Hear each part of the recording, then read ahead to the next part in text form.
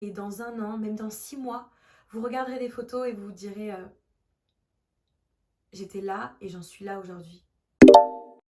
Aujourd'hui, j'aimerais qu'on parle d'un sujet qui est super important pour moi, ma pire et ma meilleure rupture.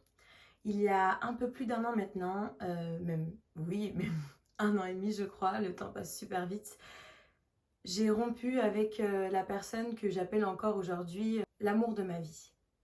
En fait, c'était une relation très forte. On s'est rencontrés en février 2021 et très vite, en fait, on a directement tissé un lien et la première fois que je l'ai vu, c'est comme si, en fait, je le connaissais d'avant. Je sais pas comment expliquer ça, mais c'est comme si, en fait, je savais que cette personne devait faire partie de ma vie. Le temps passe, on se met ensemble, etc. Très vite, on décide, enfin, je décide de m'installer chez lui. Je lui laisse pas trop le choix. Enfin voilà, ça s'est fait plutôt naturellement. Donc je rends mon appartement, etc. C'est passionnel, c'est fusionnel, on a plein de projets ensemble, on s'élève, on se tire vers le haut, tout va super bien. Mais en fait, plus la relation avance, plus mes sentiments grandissent chaque jour. Le problème, c'est que plus mes insécurités refont surface. Donc, en tout, officiellement, cette relation a duré 9 mois. Ça s'est terminé fin novembre 2021. Et après ça, on a vécu encore ensemble un mois jusqu'à ce que lui parte en voyage. Et il est revenu début janvier. Et quand il est revenu, j'avais quitté les lieux. Au moment de la rupture, c'est tout mon monde qui s'est littéralement effondré. Je sentais depuis quelques semaines qu'il y avait quelque chose qui se tramait. Je sentais le vent tourner. Mais en fait, j'étais à des années-lumière de m'imaginer que ce couple que j'avais tant idéalisé, cet homme que j'avais mis sur un piédestal et cette relation que je chérissais, venait juste de se terminer en un claquement de doigts, en quelques mots. Donc, en novembre 2021, clairement, ma vie s'effondre. Voilà, ma vie s'effondre, mon monde s'effondre. Quand je me replonge dans ces moments et que je prends du recul, je me rends compte en fait que certes, c'était très très dur pour moi parce que j'étais la victime, celle qui a été quittée. Mais finalement, c'était tout aussi dur pour la personne qui avait dû prendre cette décision. Parce que mettre fin à une relation qui commence vraiment à devenir sérieuse, et quand on habite avec la personne, c'est pas une décision qu'on prend à la légère. C'est pas on se réveille un matin, on se dit oh bah tiens, et si j'étais célibataire aujourd'hui? Ça marche pas comme ça. En tout cas, je sais que pour cette personne, ça n'a pas fonctionné comme ça. Ça m'a énormément appris et je suis vraiment super fière de moi d'être en mesure aujourd'hui d'en parler ouvertement. Et je pense en fait que c'est l'une de mes missions de parler de cette rupture parce qu'elle a tellement été horrible, mais à la fois tellement magnifique par le parcours que j'ai traversé. Je me dis que je suis obligée d'en parler en fait parce que c'est sûr que ça va parler à certaines personnes. C'est ok que ça fasse mal, c'est ok que pour le moment vous détestiez la personne ou que vous vous détestiez vous-même et que vous ayez plein de culpabilité. Mais s'il vous plaît, gardez vraiment en tête que ça fait partie du process. Vous avez le droit d'être triste, vous avez le droit d'être en colère, vous avez le droit de ressentir toutes les émotions que vous voulez ressentir. Donc voilà, cet épisode, s'il y a des personnes qui m'écoutent et qui ont le cœur brisé actuellement, dites-vous que tout est possible, que tout arrive pour une raison et que pour l'instant vous avez peut-être l'impression de ne pas comprendre ce qui vous arrive parce que vous avez été littéralement bazardé par la vie et ça vous a mis une grosse claque. Mais rappelez-vous, dans quelques temps vous serez tellement fiers de vous, vous serez tellement fiers de l'avancement que vous aurez fait et de la transformation par laquelle vous serez passé. Pour comprendre en fait la rupture et son ampleur, il faut que je vous raconte un petit peu, moi, mon état d'esprit dans la relation. Cet homme, c'était toute ma vie. Voilà, commençons par là. Je faisais absolument tout pour lui. Je voulais qu'il m'admire, je voulais qu'il m'aime, je voulais être la plus belle à ses yeux, je voulais être le truc le plus incroyable qu'il ait jamais vu et surtout, je voulais en fait, sincèrement, je voulais qu'il ait des raisons de me garder. Donc je me rendais super utile, je faisais tout le temps le ménage, je faisais tout le temps à manger, je faisais tout le temps des lessives. J'étais toujours sur mon 31, je me maquillais tout le temps, je me réveillais tous les matins un petit peu avant lui pour me coiffer, me débarbouiller, etc. pour qu'il me trouve toujours jolie au réveil. J'étais vraiment pas moi-même en fait. Ça me fait mal de dire ça parce que je pensais vraiment avoir été authentique, mais avec le recul, je me rends compte que j'ai pas du tout été authentique. J'ai aimé cette personne de tout mon cœur, mais j'ai pas été authentique dans la manière de l'aimer. Parce qu'il y a même des fois où je pense que j'ai fait preuve de manipulation émotionnelle pour que pour qu'il m'aime en fait, tout simplement.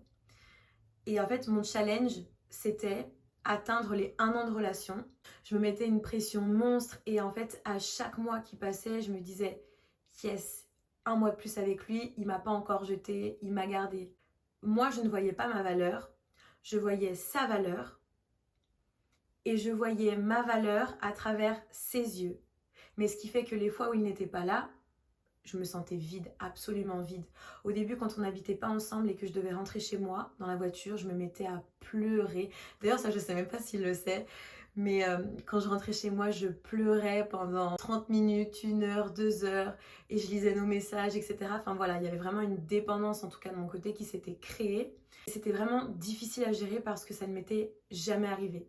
J'ai déjà été dépendante dans des relations, mais jamais à ce point-là, jamais à ce stade en tout cas. Ouais. C'est quelqu'un qui avait beaucoup de déplacements professionnels et il y a des fois où il partait 2 semaines et puis en fait ça se transformait en 1 mois. Parfois c'était juste quelques jours et pour moi c'était très difficile de gérer cette distance. Du coup en fait dans ces moments où j'étais seule avec moi-même, j'arrivais pas à m'aimer, j'arrivais pas à prendre soin de moi, je sautais des repas.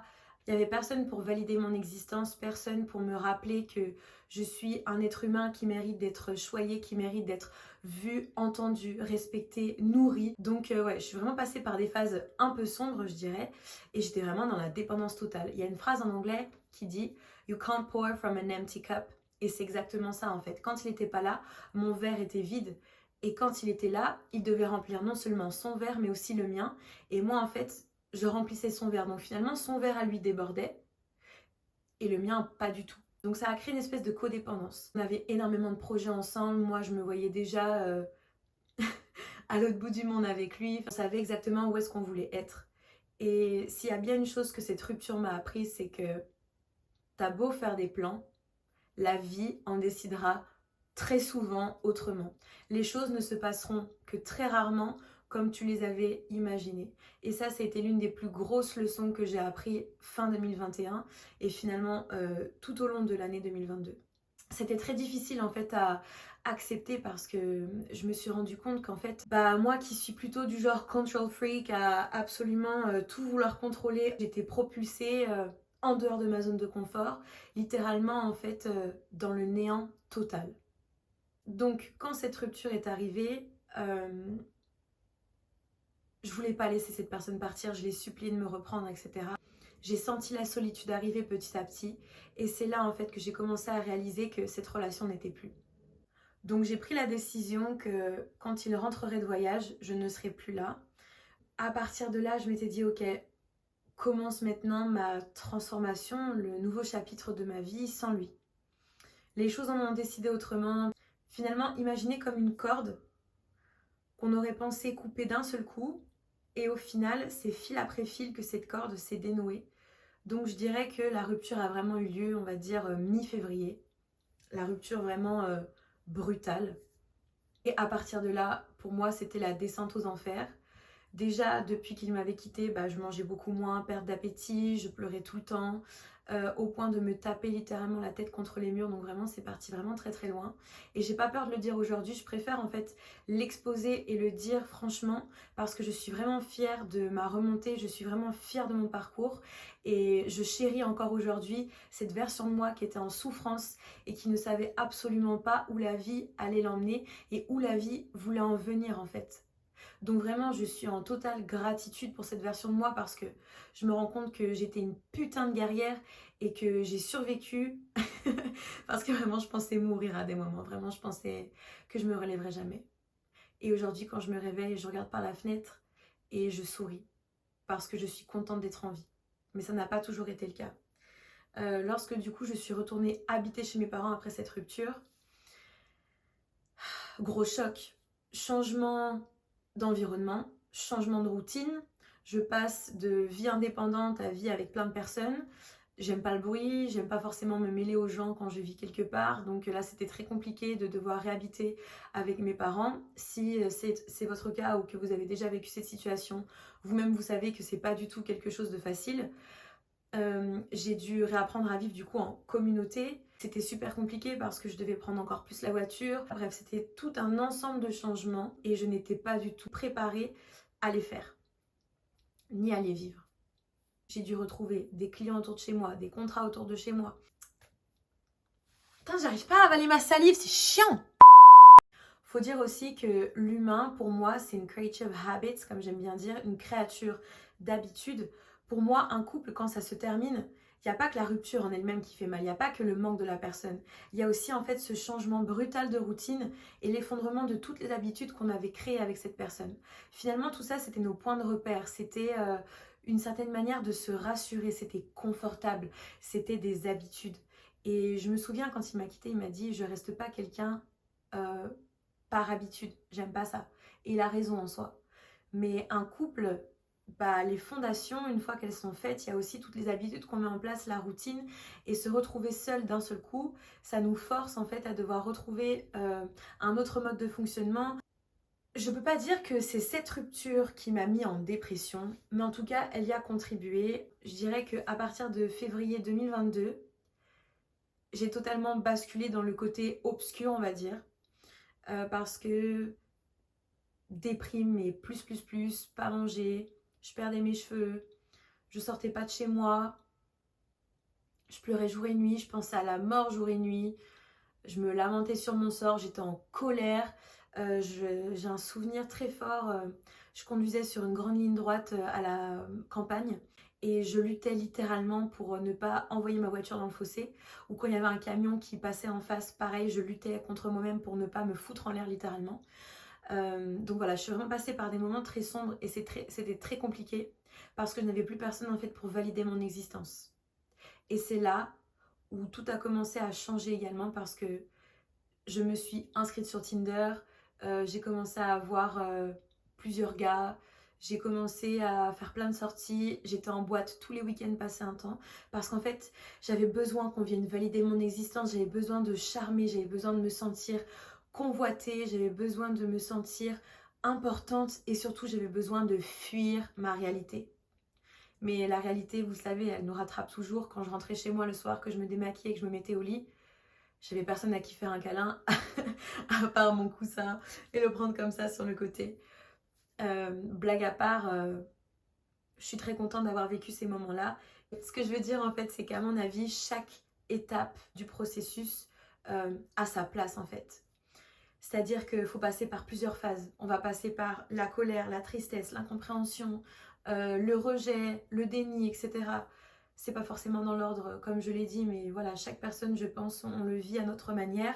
Et je pense même qu'on fait une espèce de rotation et on revient en fait sur certaines étapes de manière différente. On va les vivre au fur et à mesure. Je me suis rendu compte qu'à ce moment-là, je ne me respectais pas et j'ai accepté certaines choses que je n'aurais jamais dû accepter. Mais en fait, pour moi, si l'amour de ma vie, la personne que j'avais mis sur un piédestal, m'avait rejeté et ne voulait plus de moi, alors plus personne ne voudrait de moi. Vous voyez ce que je veux dire? C'est que vraiment, sans lui, en fait, je pensais que j'étais rien. Sans lui, je pensais que j'étais rien. Sans lui, je pensais que j'arriverais jamais à vivre. J'arriverais jamais à être heureuse. J'arriverais jamais à entreprendre.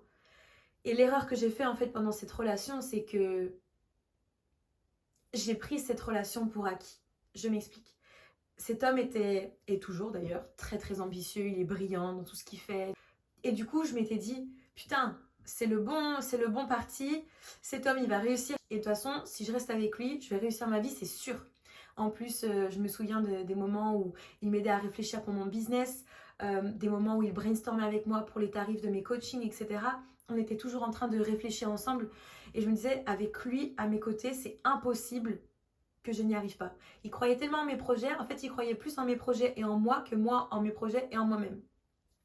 Et donc quand on m'a enlevé cette béquille, pour pas dire ce pilier, j'ai cru m'effondrer et ça m'a forcé finalement à remettre de l'ordre dans ma vie et à construire mon propre pilier, brique après brique.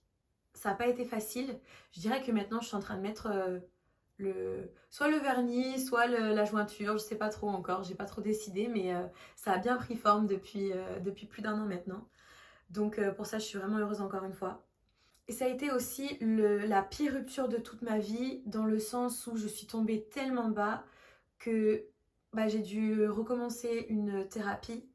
Je pensais au suicide, comme je vous ai dit, jour et nuit, c'était super compliqué. Je suis même partie en voyage toute seule 2 semaines pour essayer de souffler, de me redécouvrir, sauf que chasser quelque chose et ça revient au galop, ça a fait vraiment un effet boomerang. Et j'aurais pu être n'importe où dans le monde, j'aurais pas pu fuir ce que je ressentais à ce moment-là.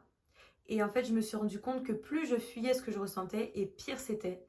Donc j'ai dû vraiment accepter d'être au plus bas, accepter de pleurer pendant des coachings, accepter de pleurer pendant mes heures de travail, de faire des crises d'angoisse tous les jours pour en fait renaître de tout ça. J'ai vraiment en fait l'image du lotus, c'est vraiment la renaissance, même le phénix, renaître de ses cendres. Et c'est pour ça finalement que c'est aussi ma meilleure rupture. Et vraiment, enfin, cette personne, je la remercie de tout mon cœur parce que s'il n'avait pas eu le courage de me quitter, moi déjà, j'aurais jamais eu le courage de mettre un terme à cette relation parce que même si on s'aimait très très fort, c'était pas sain, ni pour lui ni pour moi. Et ça, j'ai mis vraiment longtemps à me l'avouer parce que j'idéalisais vraiment cette relation. Pour moi, on était le power couple, on était le hashtag couple goals. On avait une bonne base, c'est sûr, mais on avait pas mal de schémas dysfonctionnels. Franchement, cette rupture, elle m'a sauvée de la dépendance affective parce que j'ai dû puiser en moi, j'ai dû rencontrer mes démons, apprendre leur nom par cœur, apprendre ce qu'ils aimaient et ce dont ils avaient besoin. En fait, au lieu de combattre mes démons, j'ai dû les prendre dans mes bras et les rassurer et travailler avec eux. Grâce à cette personne, j'ai été forcée d'être face à moi-même. J'ai été forcée d'apprendre à m'aimer, j'ai été forcée de me rendre compte en fait que la seule personne qui peut me rendre heureuse, c'est moi, il n'y a personne d'autre. Je sais pas si vous avez la ref, mais Will Smith, une fois, il avait dit dans une interview que c'est pas sa responsabilité de rendre sa femme heureuse, c'est la responsabilité de sa femme de se rendre elle-même heureuse. Lui, il peut juste contribuer à son bonheur et la soutenir, c'est tout. Mais il a totalement raison en fait, notre bonheur nous appartient. Et en me quittant, cette personne m'a vraiment fait un cadeau super mal emballé. Faudra peut-être revoir la forme. Mais le fond était vraiment là. En fait, ça a été vraiment le travail le plus transformateur que je n'ai jamais entrepris en fait. Parce que même si je suis déjà passée par la dépression et l'anorexie, là c'était vraiment quelque chose d'encore plus puissant. Parce que j'avais fait de cette relation toute ma vie. Ça m'a appris aussi à faire confiance à mon intuition. Pendant la relation, je savais que ça se terminerait à un moment donné et j'ai pas voulu faire confiance à mon intuition et finalement c'est comme si mon intuition et mon anxiété étaient rentrées en collision, en conflit et ça n'a fait qu'amplifier le mal-être que je pouvais ressentir parce que j'étais en lutte contre moi-même. Donc ça m'a aussi appris à m'écouter. J'ai découvert que j'avais des besoins, j'ai découvert que j'avais des besoins émotionnels. J'ai appris qu'il y avait plusieurs langages pour exprimer l'amour. Donc ça m'a aussi permis de développer une certaine intelligence émotionnelle, je dirais. Et grâce à cette personne et grâce au travail que j'ai fait, maintenant en fait j'arrive vraiment à cerner mes besoins et à me protéger lorsque c'est nécessaire. Et je sais lorsqu'une personne est bonne pour moi ou pas. Et je sais maintenant lorsqu'une relation est bonne pour moi ou pas. Et ça, je pense que c'est un cadeau plutôt magnifique parce que la connaissance de soi, quoi. Et je suis vraiment persuadée que plus on tombe bas et plus la remontée sera littéralement magnifique. Aujourd'hui, je pense que je suis guérie. J'aime toujours cette personne. Je la chérirai jusqu'à la fin de mes jours parce que il a vraiment eu une importance particulière et une place particulière. Et il a vraiment mis sa pierre à l'édifice dans la personne que je suis aujourd'hui. Mais je ne veux pas lui attribuer tout le mérite parce que même si j'imagine que ça a été très difficile pour lui aussi de son côté, c'est moi qui ai dû me soigner, c'est moi qui ai dû creuser en moi pour trouver les clés pour ouvrir les bonnes portes, c'est moi qui ai dû me guérir, c'est moi qui ai dû entreprendre tout ce travail pour devenir la personne que je suis aujourd'hui en face de cette caméra et à ce micro. Donc ouais, je suis grave fière de moi. Je me suis aussi rendu compte que mes valeurs n'étaient plus forcément les mêmes qu'à l'époque. Forcément, j'ai plus le même âge. Je l'ai rencontré, j'avais 22 ans. Aujourd'hui, j'en ai 25. Donc, je suis devenue encore un peu plus mature. Je me suis peut-être bonifiée avec le temps parce que forcément, on grandit, etc. Et par exemple, je me suis rendu compte que la liberté était une valeur forte chez moi. Et ça, je l'ai découvert à travers le voyage. En fait, si j'étais restée dans cette relation, je pense que je serais devenue malheureuse. Je m'interdisais de faire plein de choses malgré lui parce que lui, c'était pas du tout ce qu'il voulait pour moi. Et moi, en fait, comme je vous ai dit au début de cette vidéo, c'est que je voulais juste qu'il m'aime, c'est tout. Je voulais juste qu'il m'aime, c'était mon objectif. Alors que maintenant, des objectifs, j'en ai plein et qui ne tournent pas du tout autour de cette personne et qui ne tournent pas autour de l'amour de manière générale. En 1 an et demi, j'ai fait 2 voyages solo, un à la Martinique, un à la Réunion. Là, au mois de juin, je pars une semaine toute seule au Portugal. J'ai fait plein de rencontres, je me suis encore plus ouvert au monde. Maintenant, je peux le dire, je m'aime, je connais ma valeur, je m'aime, je me respecte, je connais mon potentiel. Je me suis rendu compte que finalement, professionnellement, je peux aussi réussir sans lui, que financièrement, je peux aussi réussir sans lui, que cette personne n'est pas indispensable à ma vie. Finalement, peu importe l'homme qu'il y aura dans ma vie, peu importe l'homme avec lequel je déciderai de me mettre en couple, cette personne ne sera pas indispensable à ma vie. La seule personne qui est indispensable à ma vie, c'est moi-même et c'est l'hygiène mentale et de vie que je vais avoir au quotidien. Aujourd'hui, où est-ce que j'en suis? Je ne suis plus en dépression. Plus du tout. Parce que je prends soin de moi, je mange tous les jours, je m'écoute, je fais absolument tout ce que je dois faire pour me sentir saine dans mon corps et dans mon esprit. En fait, je me traite comme j'aimerais qu'un homme me traite. Et ça, c'est beau. Et ça, c'est beau. Et en fait, j'aimerais traverser le temps et pouvoir prendre dans mes bras cette version de moi qui avait tellement peur et lui dire « T'inquiète pas, ça va le faire. Tu vas tellement en ressortir grandi de cette épreuve. » Je me souviens lorsque le jour où il m'a quittée, j'avais tiré une petite citation. Et la citation que j'avais tirée, c'était « Everything happens for a reason. You might not know the reason now, but once you're ready, you'll know why. » En gros, ça disait que tout arrive pour une raison et peut-être que tu ne comprends pas ou que tu ne connais pas cette raison pour le moment, mais quand tu seras prêt, tu le sauras. Et en fait, ça m'avait mis une autre claque parce que je me suis rendu compte que depuis le début, c'était écrit comme ça, entre guillemets. Et pour terminer, je dirais que cette rupture m'a aussi permis de me reconnecter à ma spiritualité, de me reconnecter à ma foi, à la fois à Dieu et à l'univers de manière générale. Je me sens vraiment guidée et ça m'a vraiment appris à faire confiance à la vie, à faire confiance à l'inconnu. J'ai dû apprendre à lâcher prise, un truc de ouf. Le lâcher prise pour moi, mais c'était impensable. Avant, j'avais besoin de savoir à l'avance exactement ce que j'allais faire, où la vie allait m'emmener, etc. parce que je manquais de confiance en moi. Et du coup, je manquais de confiance en la vie. Et maintenant que j'ai beaucoup plus confiance en moi, je sais que peu importe ce qui va m'arriver, peu importe ce que la vie va me balancer à la figure, je vais finir toujours par retomber sur mes pattes parce que je sais de quoi je suis capable. Et aujourd'hui, en fait, je dirais que j'apprécie même les moments de down parce que je sais finalement qu'ils participent à mon évolution. C'est la vie, c'est les expériences qui nous façonnent et qui font la personne que l'on est aujourd'hui. Mais par contre, il ne faut pas oublier que bon, ça s'est bien terminé dans mon cas parce que je me suis relevée, je suis plus ou moins passée à autre chose, je me suis choisie, j'ai grandi, maintenant je suis solide. Mais c'est le choix que j'ai fait le choix de me relever.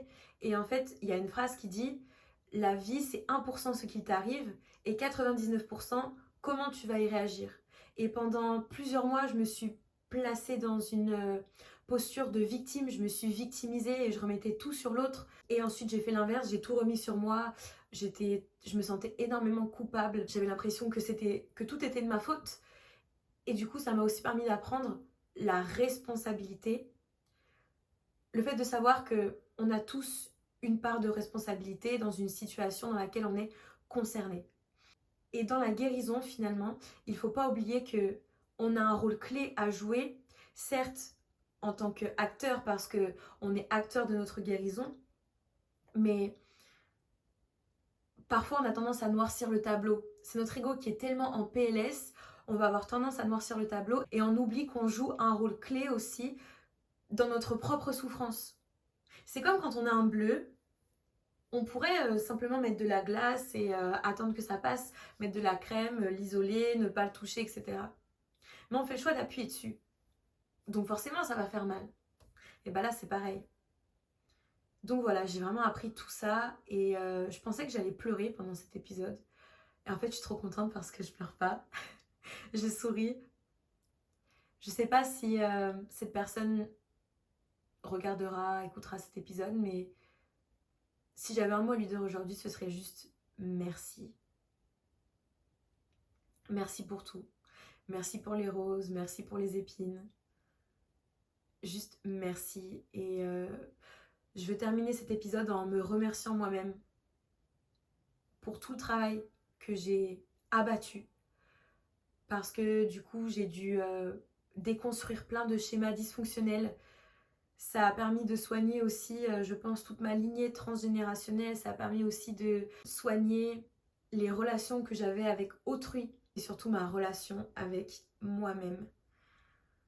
Waouh! Ouais.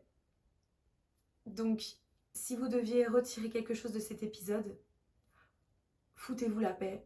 Faites confiance au processus. La vie a un plan pour vous, mais vous devez être acteur de ce plan.